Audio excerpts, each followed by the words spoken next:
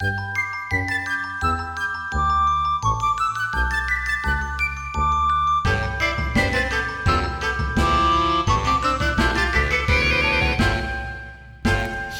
moms won't say. Good evening, everyone, and welcome to Shit Moms Won't Say. You know who is the worst? Babies. Babies is the worst. Babies are the worst. Already starting off with great grammar. You know who else knows that babies are the worst? My new pal in Florida. Hello. Meagan Gordon Scheuerman, mom of two and author of the very funny and very heartwarming, I was surprised, book, Meagan. There she is. Welcome to my show. Hello. Thanks for having me. Hello. I guess, should I wave down because you're in Florida and I'm in New York? Is that how we yeah, exactly. We wave to each other like that. That's a thing people do, right? I'm excited you're here. Yeah, why not? We'll have our gap between us. We have all of those states in between us. Yeah. So before we jump in, you're wearing a very special shirt. Who is it? Oh.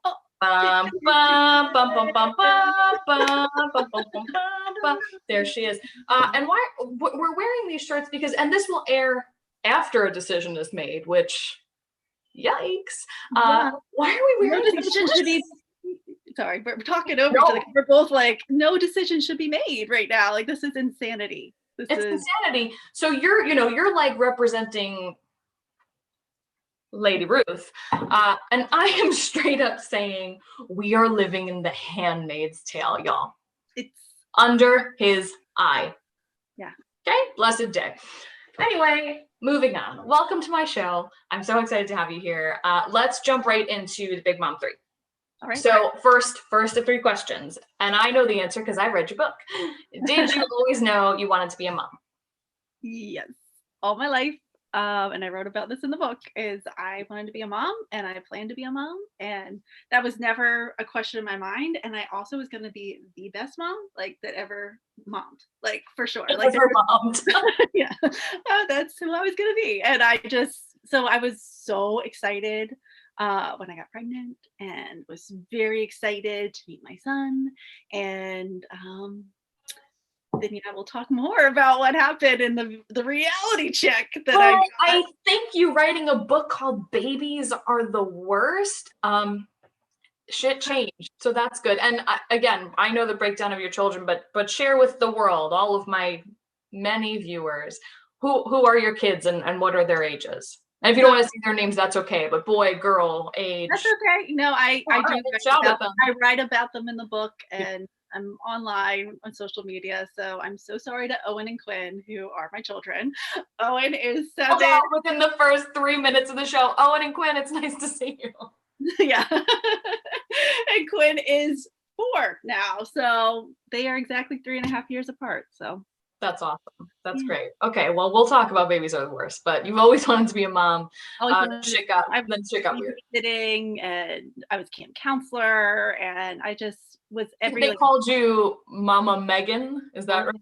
That they made they made we had to wear name tags. We would make them this was 1999, and we were making with the magazine cutouts and stuff, and they would do these really cool artistic fun things they would do as a project throughout the week, and that was one of the names, Mama Meagan. I still have that one. Oh my gosh, in a box in the garage.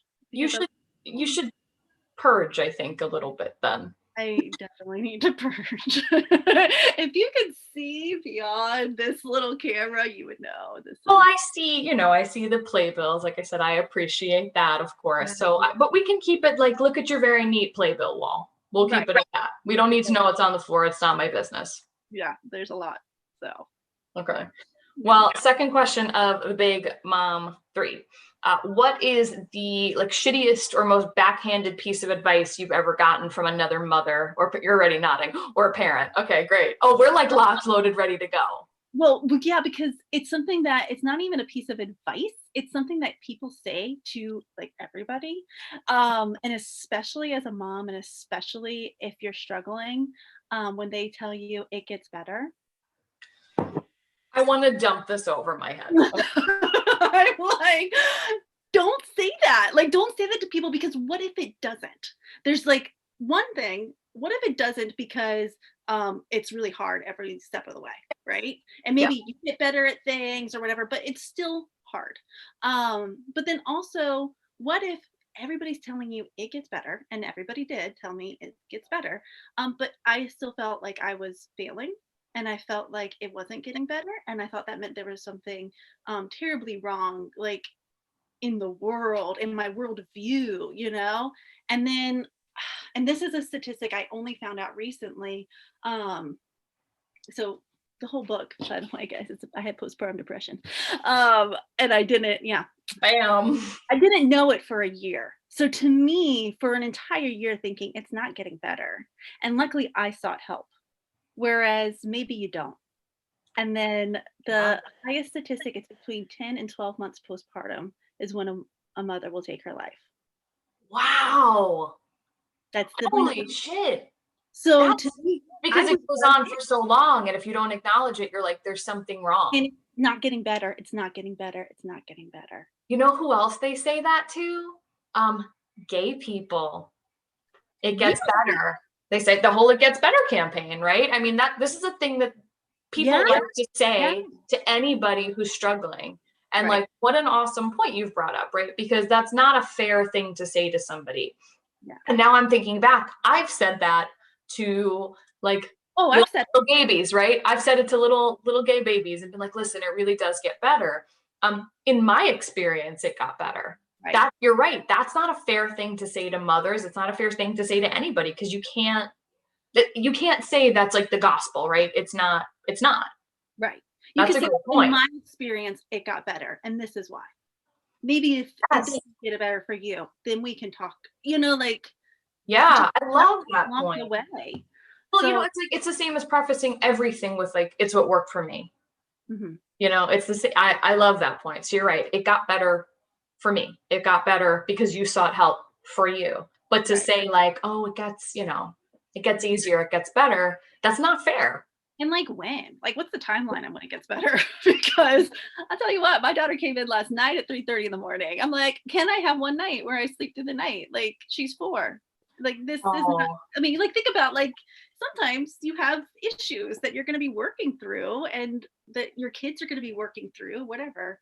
And there's always something. And I always feel like a real shithead because my daughter sleeps through the night, and she has, like, since she came home. So anytime moms on the show are like, I'm woken up, I feel for you, because I am only functioning as an adult because my daughter sleeps.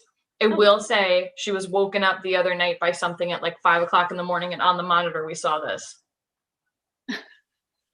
Like, what's happening? She's not even 1. Like, that's what I'm raising. So I hope like the world understands, like, that's what's coming in is this. Like, what? She was like, are you fucking kidding me? It's 5 o'clock in the morning. So you awake right now? Right. So I feel for you, because I really, like, I don't get it. And I'm sure baby number 2 will be up until they're 18. Well, I will say baby number 2 yet, but relax, everybody. But when we do, you know, I'm sure we'll be screwed. So I sympathize. Yeah. Well, baby number 1 did not prepare me for this. Was a good sleeper. So number 1 slept in the night, still a great sleeper. Yeah. God.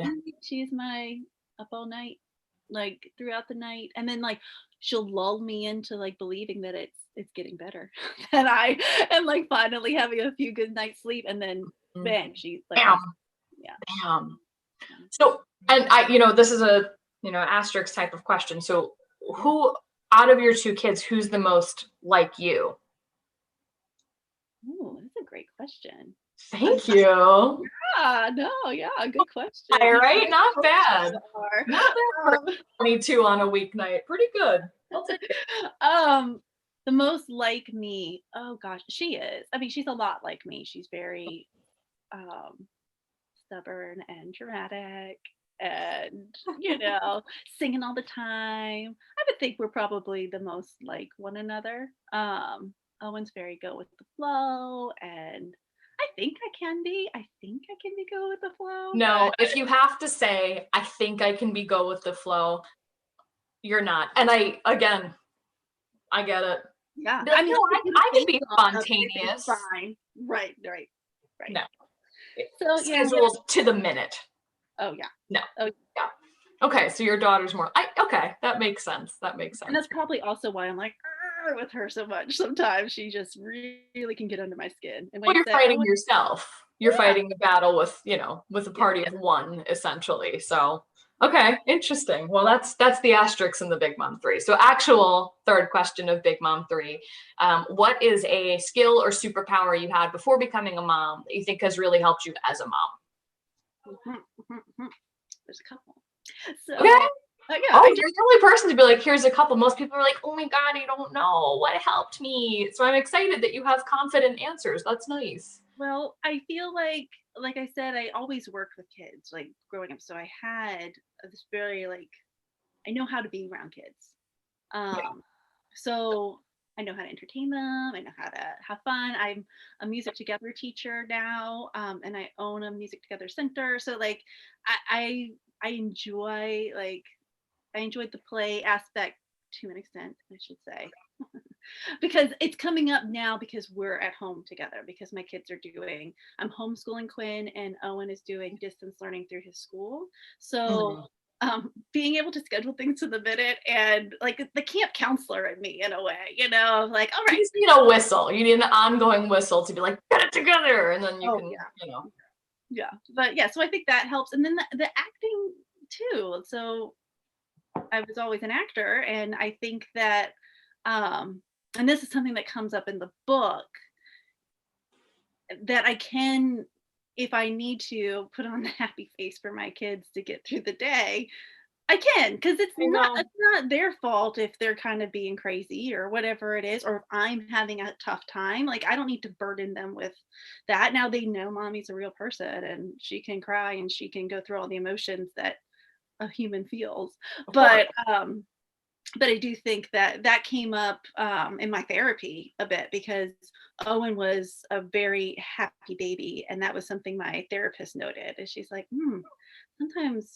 sometimes moms come in and they're depressed, and the baby is also very down or very serious. Because you can put on a happy face, so it didn't go to him.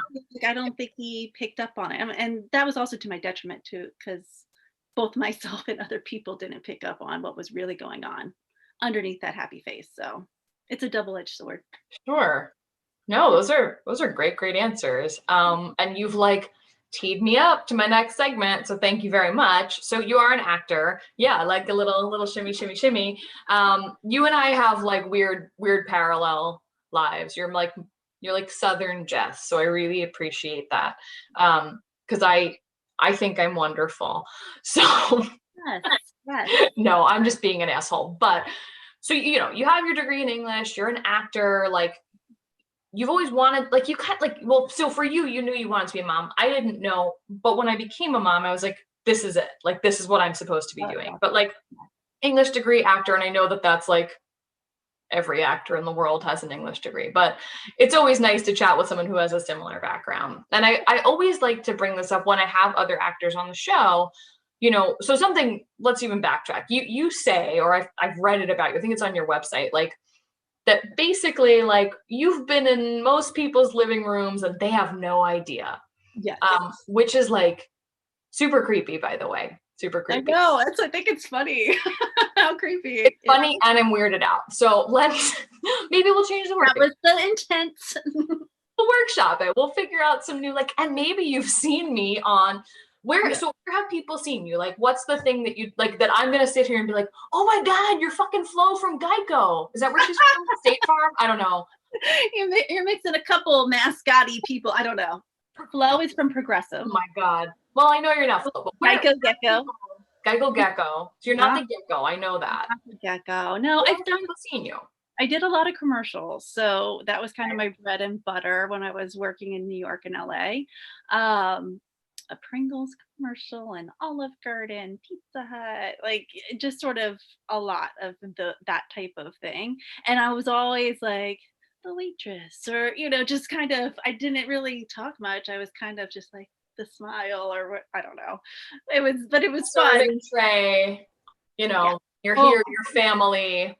that was like, I did a couple Bob Evans spots, which was weird because that was the very first job I booked, was a Bob Evans commercial. Okay. I moved to New York, and I knew one casting director because I had done this like showcasey type thing when I was in high school. I went Of through course. of course, as you do. Yeah. And he's the one person I kept in touch with. And so he said, let me know when you move to New York. And I said, okay. So I finished up at the University of Florida. I moved up 5 days later, and I moved in on a Thursday. He had me out for an audition on a Tuesday, and I booked it. So that was, and I was like, oh, my dreams are coming true. New York, it's me.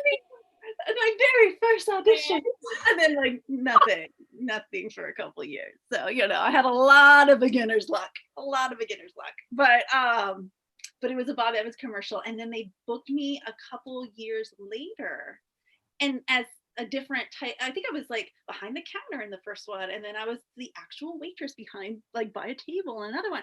But they didn't realize I was the same person that they had already cast in a Bob Evans. And meanwhile, they have a beautiful through line. They have a beautiful storyline. You were a counter person, and now you're a waitress. Like, you're progressing in your career at Bob Evans. There could have been so many things they really blew it. They should have. A miss, Bob Evans. Miss. I could have been the spokesperson, but you could have been. You could have been the flow of Bob Evans, and that's a real pity. But my actual line of questioning, and I brought it up on the show before, right? We were chatting a little bit before. So my wife and I are both performers, and we still will pick up things when we can, right? My daughter was born almost a year. By the time this airs, she will be a year. But as we film today, it's 12 days away. She will be 1. The queen herself will be turning 1. But as soon as she was born, I did American Idiot. Within a week of her being born, I was on stage. Yeah. So I always felt like that was a really, really important thing for, my precious Lily to see. And I think that it helps shape kids in a way that other things can't. Do you still do things when you can? Is it something you're encouraging your kids to be interested in, or because I'm no good at being like, no, play sports, enjoy it. I'm like, you're going to come to the theater. Yeah. Period.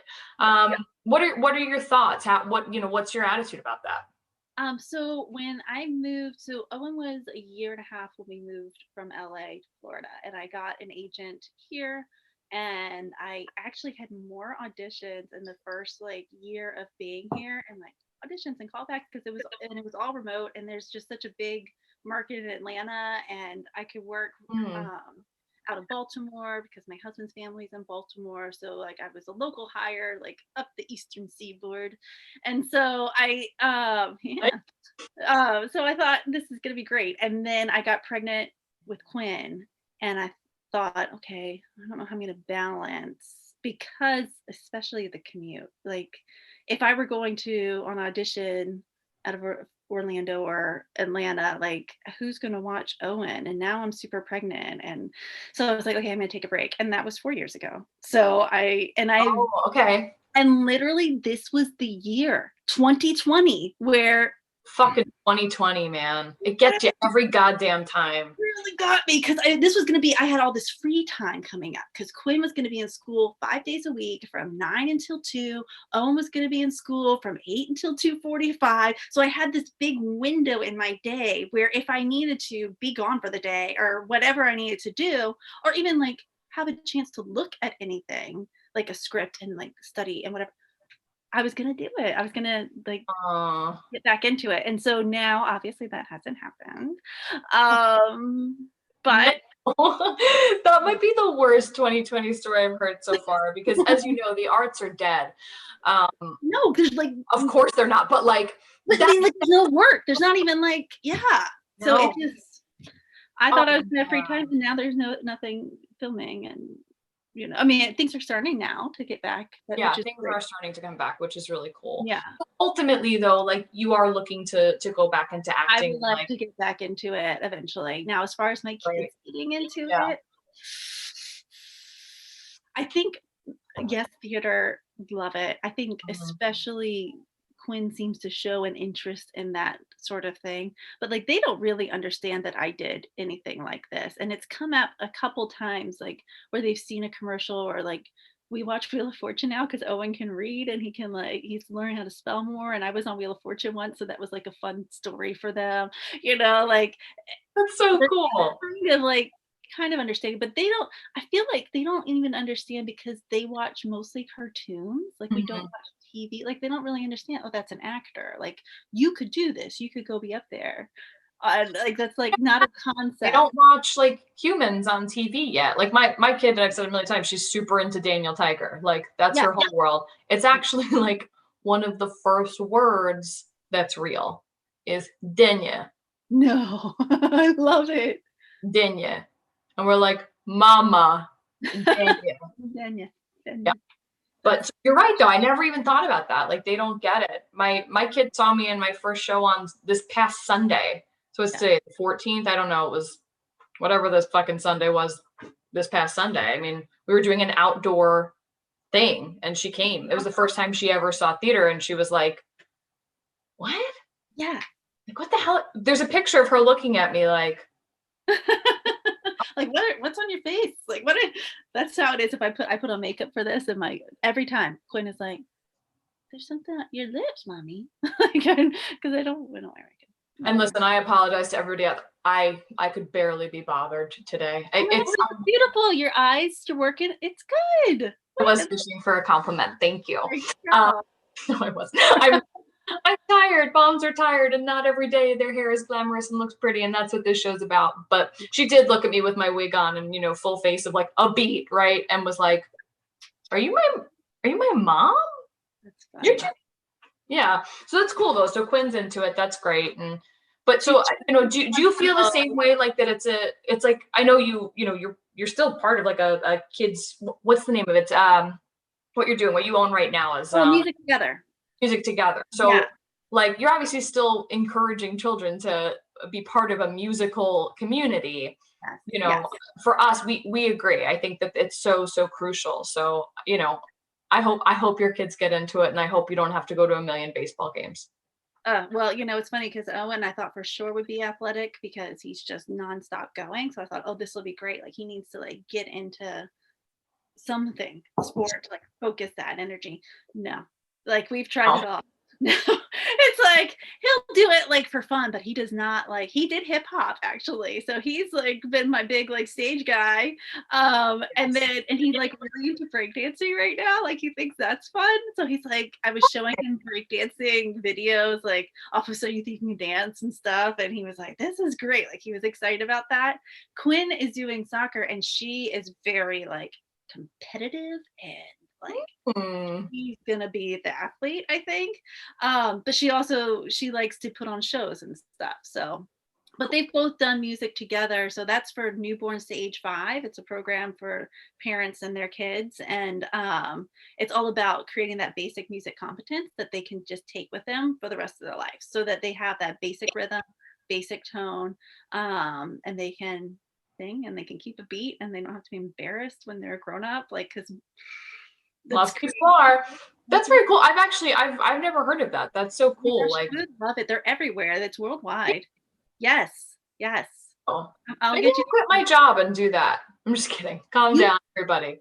No. You could get trained as a teacher. They have trainings, and you could have your own center. We're gonna talk. That's very cool. I love my real job, for the record. I know sometimes my boss will check me out. So I love my job. I love it. But that's a very cool thing to do. And yes, we can have a conversation about it. Because I have no stake in you in any way going over to the Music Together. Like I don't. You literally don't. It sounds really cool though. Like that does sound like something fun to do with your daughter. Yeah, I would love to learn. So we should post about that, because I think a lot of parents probably aren't aware that something like that exists. So we'll post some information at the end of this about Music Together, because that's very cool. Let's shift gears a little bit, because you are an author extraordinaire, as I showed before. Here's your book. Babies Are the Worst. So what did your kids do to you, man? No, I'm kidding. Talked before, like you've always wanted to be a mother.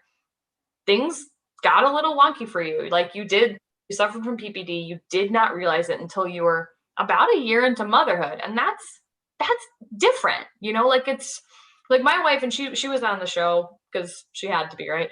She talks about it very openly too. And like, she realized very early on, like, I'm suffering from PPD, whether she wanted to say it or not came a little bit later, but to sort of have the realization later on, is that, and I know you've done like a lot of research, is that rare, or is that pretty typical that women, around the 11-month, 12-month mark, year mark, they're like, oh, this is what it is?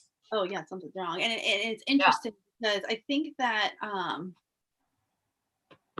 in my case, I think I thought that whatever fairy tale of motherhood that I was expecting to happen, I thought that everyone had been lying to me, that it was just like, why would you tell this lie that motherhood is the best thing and it's mystical and magical and wonderful, when it's incredibly difficult.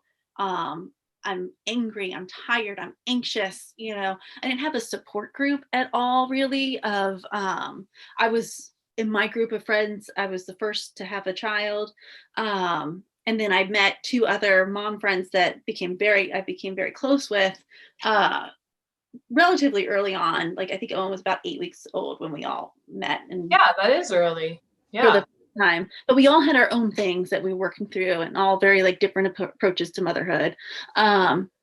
So I don't know if it's necessarily common, but I do find that, especially since the book came out and since I've done events and have gone places or people have reached out to me, they will say, I didn't think I had PPD until I read your book. Like, oh, that's what was going on with me. Like, I didn't realize that's what I was going through. I think there's so many people that we're busy. We don't have time to sit and think about why we're sad and for me, honestly, depression it didn't look like what I thought it looked like. So I imagined depression to be sadness. And there was a lot of tears in the very beginning, and everyone said, you're going to have baby blues. So I thought, this is just my emotions because of my hormones. Like, this is not something to be concerned about.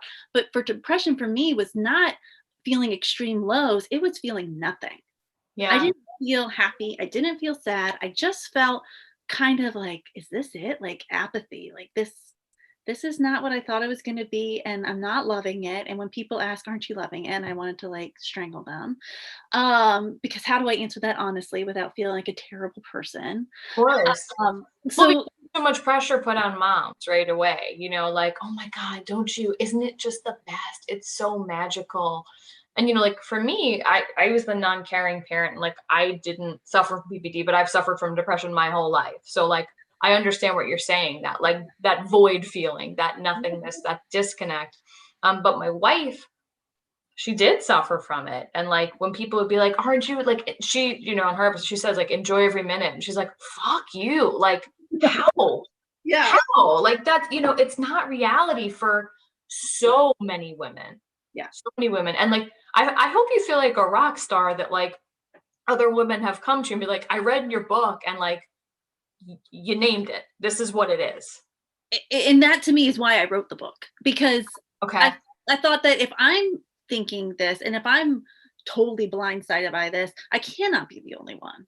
And so like, the more I started talking about it, just like casually with people, it's because I just realized there's so many more people are experiencing this, and we don't have a name for it because we don't know what to look for. So like, when you get that PPD checklist of like fatigue and loss of interest and things you used to love, and like all the different things. Motherhood, though, that's not, that's not motherhood. Yeah, it's not fair. No, it's not a fair checklist. No. And I hadn't experienced any sort of mental health issues that I realized prior to the PPD, right? So then too, I didn't have like this baseline of experience of knowing that's what was happening to me.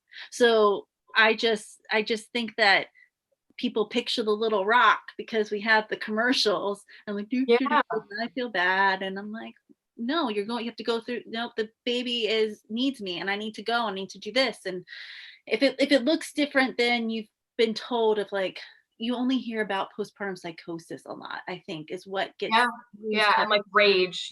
Yeah. You hear about the mom. I mean, and listen, God forbid, you hear about the mom who's driving her kids into a lake. Yes. And you're like, I don't feel like that.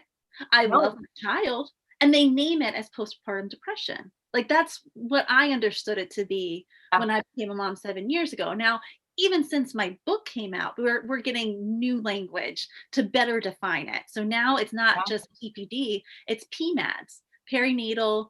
Oh my gosh, I'm drawing a total blank. Listen, you're talking to the wrong girl. I'm like, you feel so sad. That's so sad. Perinatal mood and anxiety disorder. So it covers a little more, right? There's like a spectrum of things. There's anxiety, and it's not just depression, because so many things like that. Depression, you're like, well, people are suffering from anxiety, like of worrying, like, is my baby gonna get hurt, or are they breathing, like checking on them over and over again, and they don't realize, and that's a postpartum disorder that you can get help for, and you can feel better and not feel that constant adrenaline and anxiety, like, so it's good. I'm glad that the language is expanding and we're learning more, and people are becoming more open and honest and talking about it, and kind of taking away the fear of it. And I think there's so much shame of like, I always wanted to be a mom, and this isn't what I thought it was going to be. And now I can't say that it's awful, because then I'm ungrateful or I don't love my child. That's not what's happening. There's just so many things happening. Well, I question moms who get into motherhood and they're like, it's perfect. Right. Because it is perfect in its own way, right? Like all of a sudden you have this little human being who, for me anyway, and I know most moms feel this way, like all of a sudden you're like, I didn't know I had this capacity, right? I didn't know I had the capacity to love something so much. Right. But there's all of the shit that goes with it that even if people tell you, you can't really understand it until you're a mom. And I think that your book does a really good job talking about that. And the title's funny and you're funny. And like, so the book, there's like a great deal of levity in it, right? It's not just like, I have PPD and it sucks. Like, you're funny. So the book is a riot. But I think some people would pick it up being like, this is going to be a knee slapper the whole way through.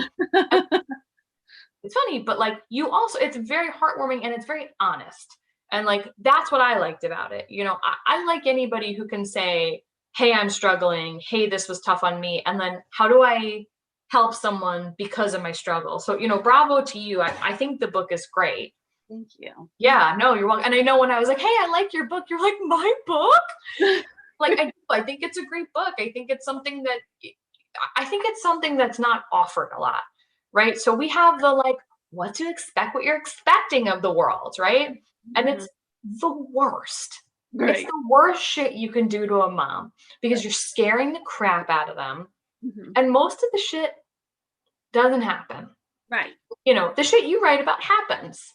Yeah. So on a much wider scale than we realize, because it's not reported. Like, people are ashamed. They're not seeking help. And I think that the statistics are skewed because of that.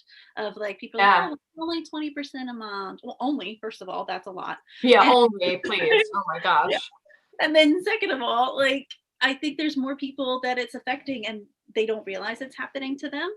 And then again, they're realizing it later and they're like, oh, and then what else are you dealing with, right? Like, what else comes up later down the line? And you think about moms with anger issues, or the whole mommy wine culture that, I mean, hello. Cheers to that, but it is like a self-medicating in a way where it can become that, you know what I mean? Like, I think that if you don't seek help for things as mental health goes, it can escalate into other things. So so two things. First of all, I thought you were drinking tea, so bravo to you. Second, though, you're right. Like, a mental health issue doesn't just like go away. Right. It doesn't. And I think that that's a really important thing for people to understand, is if it continues to be untreated, it doesn't just disappear. Right. Or if you don't acknowledge it, it doesn't just disappear. And there are many women who, suffer from PPD Like my wife, for example, she acknowledged it. She did the research. She kind of understands it. And she has her degree in psychology. So she's much smarter than anyone I know. But, she was able to understand what was happening. And I think unless you're willing to admit that to yourself or you're willing to seek help for it, it's just going to keep escalating. So again, awesome. Trickle out in different ways, like it's going to sure. But exactly, it'll come out somewhere, whether you're, drinking on a weeknight or something else. I'm not fashion mommy culture, but I am saying that, it could in some way, it could become alcohol. I'm not saying, I'm not a psychologist. I'm just saying that. Ask my wife. She'll tell us what's up. And I'm not even a big drinker, but it was a long day at work, to be honest. So I'm having a glass of wine. But more importantly, where can people, and again, I'll show it again. Here it is. Babies Are the Worst. Where can people buy this very, very great book? Thank you. It's on Amazon. So you can get it. Yeah. You're going to get a Kindle version. You can get a paperback version. And I like a book. I like a book. That book, I love the way the texture of the cover feels. Good. Yeah. It's a very real book. There's nothing flimsy about it. It's a real, and look, and there you are, but it's a very real book. I like this book. I don't like every book I read. I've read some books, for the show that are not on my show. So I wouldn't have somebody on my show who I don't think is doing a good job. But I've read some books and I'm like, I don't think this makes sense for us. So you're on, which means I really like your book.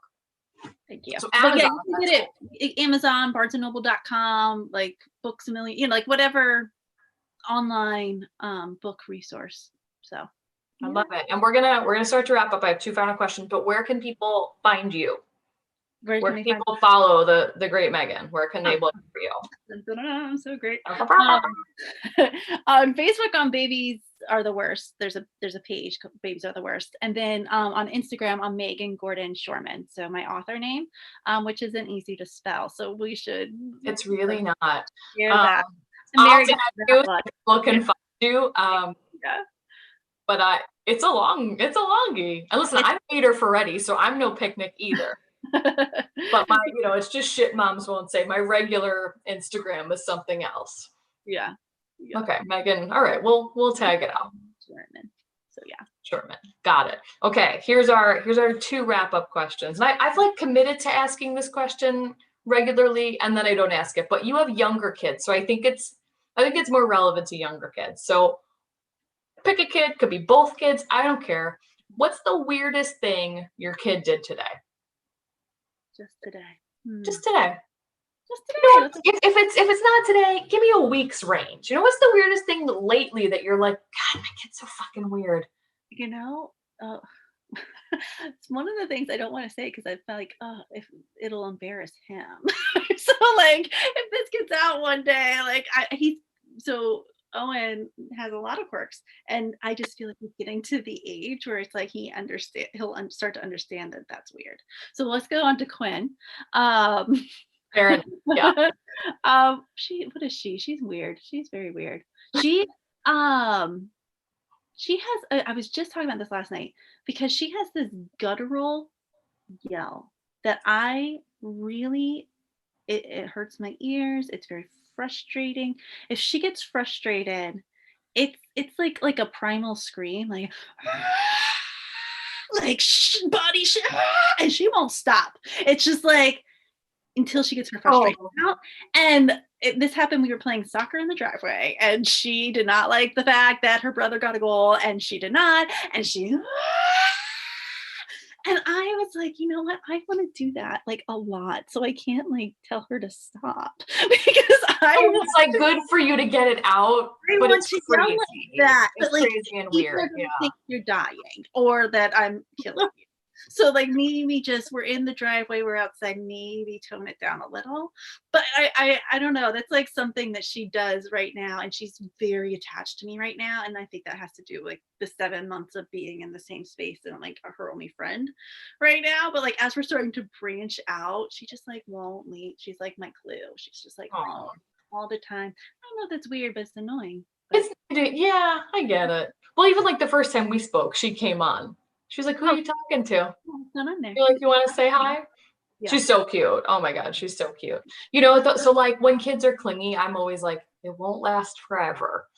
But that's what I keep saying. She won't be 4 forever. She will not go to the bathroom by herself in our own that's home. annoying. Very annoying. Mommy, I gotta go. Okay, go. And then she was for a long time just peeing where she stood. If I didn't like out like a cat, like just come on. I'm over here washing dishes. I can't go into the bathroom. I can see and you can see me right there. Not No. good enough. I have to go stand in the doorway. So my daughter likes to surprise people in the bathroom. So like, you know, when you're a mom and everybody knows this, there's no more like peeing with the door closed, right? Like that's done. That's an unrealistic expectation of privacy. So, you know, she's crawling. She's starting to walk, but she's not really walking yet. So she has the big slappy crawl hands. So we'll now encourage it and we'll go, oh no, I hope nobody surprises me. And she'll slap her little body to the bathroom door and go, ah! So that's weird. And now that I'm hearing what you're saying, I'm thinking we're perhaps encouraging a culture in which she won't go to the bathroom by herself. So, noted, appreciated. Yeah, I'm gonna remember this one in like 2 years from now, and she's like, "Mommy, watch me pee." Okay. Thank you for the advice. That's welcome advice. See, that's how you give moms advice. Is you just tell stories. You just tell stories. You're like, this is something that's going on, and then another mom says, "I'm gonna cut that out." There we go. We've achieved a lot today. Here's my final question for you. And thank you so much for being here. I hope you had as much fun as I am. You are an absolute joy to talk to. And I hope that everybody goes out and buys your book. As many followers I have, that many times over. Okay? So go buy that book. Thank you. So last and final question. What is something you know now that you wish you knew before becoming a mom? I mean, the very obvious question is, I wish I knew more about postpartum depression before I became a mom. Of course. And that's like something that I dismissed. Somebody brought up to me, and I write about this in the book. They're like, you should look into postpartum depression. Like as I was pregnant, I was like, yeah, okay. Because like that's not gonna happen to me. But thanks so much. You know, me, jackass, but thank you. Yeah. So I think that if I had been more aware, then I could have named it sooner and gotten help sooner. And then I wouldn't have felt like I lost a year of Owen's life in that way. You know? But yeah, so that's the very obvious answer. What else would I wish I knew? I probably wish I knew that I wasn't going to pee with the door shut anymore. That's been a real loss. Yeah. There's no privacy left for any mom on the planet. No. And I think that's why some moms are really cool, right? And some moms suck. And that's why this show was born, right? Because a lot of moms suck. But some moms that are really cool, I think that's like the baseline for the understanding, right? Is that your life is just weird. Like there's no way around it. Like my life is just weird. Like your life is just weird. Yeah. Like when was the last time a non-parent had another human being who's, you know, about this big, I don't know, bigger than that, I can't show it on screen, just walk up and bite you on the arm with 2 teeth.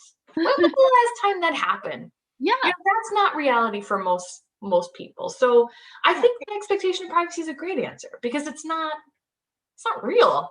It doesn't exist anymore. Doesn't exist. You know, doesn't exist.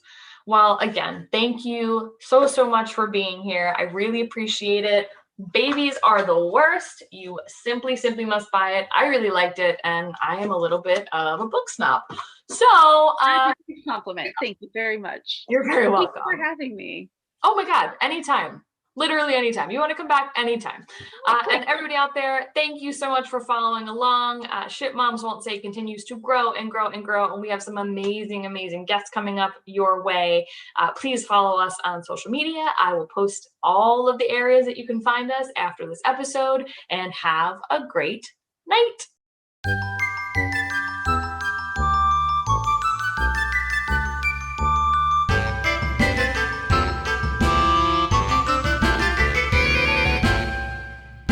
Shit Moms Won't Say!